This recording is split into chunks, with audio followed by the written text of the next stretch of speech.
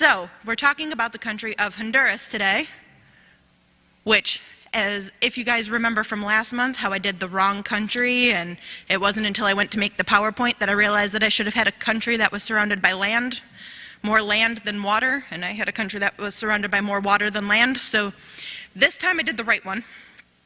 The literal meaning of Honduras is depths in Spanish, and it is depths. D-E-P-T-H-S. Yeah. Sorry, I'm tongue-tied. I'm not going to try the Spanish, but it is alleged that the name came from a quote that Columbus made that said, "Thank God we have departed from those depths." So I guess take that for what you will. Pastor Mark, if we can go to the next slide. This is the flag of Honduras. The flag is composed of 3 horizontal stripes. The blue upper and lower stripes represent the Pacific Ocean and the Caribbean Sea. The central strip is white and contains 5 blue stars that represent the 5 states of the Central American Union, the middle star representing Honduras because it's located in the center of the Central American Union. It is considered a biodiversity hotspot because of, next slide, Pastor Mark. Oh, that's the plantain chips that I was supposed to talk about, but we did that earlier. So that's the plantain farms, which is what they're known for. Next one. There we go. It is considered a biodiversity hotspot because of the many plant and animal species there. It hosts more than 6,000 species of vascular plants, of which 630 so far are orchids. Their national flower is actually that white orchid that's up there.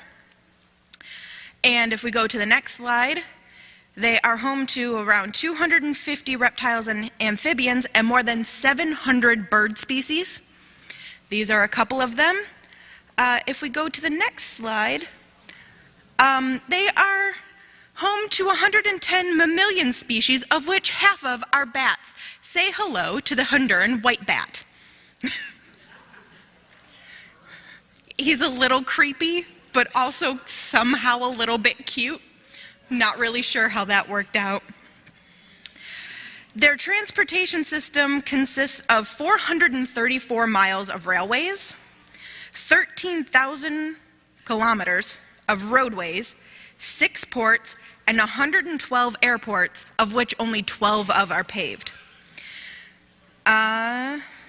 They have basically one large source of fresh water, which is Lake Yoroja, and it is, unfortunately, I think the next slide is our water slide, Pastor Mark? Yeah, unfortunately, all of their water is pretty polluted because of mining, so they have a lot of issues with getting fresh water. In recent years, their water treatment has gotten better because it has become less centralized and has become more to the municipalities kind of way of working it. So a lot of them have combined together to work to get fresh water to people, but it's still not a great situation for them as far as getting fresh water. It is mostly very polluted. They are considered a food priority country by the UN and have been since 1970 because of malnutrition and food instability, and yet one of their largest exports is plantains, which is why we have plantain chips today. A lot of that is because Americans came in and did a lot of the fruit planting and do a lot of the harvesting, and that is where a lot of their exports come from. Honduras is actually a fairly poor country. It is considered a low mid-income country.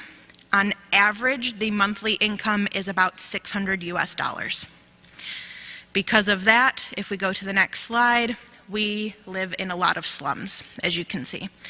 It's not a great place for them to live. We have polluted water, like we said. They do get hit by quite a few tropical storms, and these places are going to be the first that flood and are the worst off.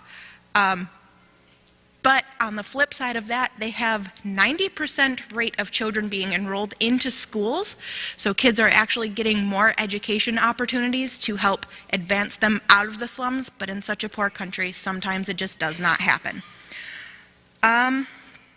In 2009, they actually had a coup d'etat that ousted their president, and for several years, their government was not recognized by any of the countries in the UN, nor any of the countries around them, and it took a lot of years to clean that up. Their current president, who is, where did his name go?